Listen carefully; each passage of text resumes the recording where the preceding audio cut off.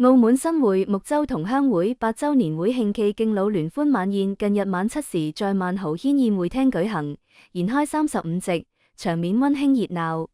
會長廖轉群致辭回顧會務工作時稱，同鄉會過去1年始終秉持情繫家鄉、關愛社群的初心，積極開展多項公益活動，包括響應跟隨小兒麻痹症慈善跑進行愛心捐助，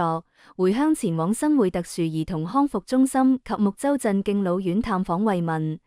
為香港宏福苑火災受影響同胞伸出援手等。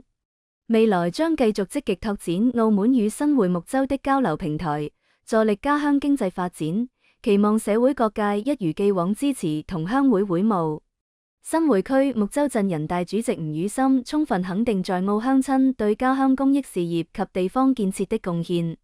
他詳細介紹了木洲鎮近年積極推動的民生項目與發展成果，期盼同鄉會持續發揮澳門與木洲之間的橋樑紐帶作用，攜手助力家鄉建設再上新台階。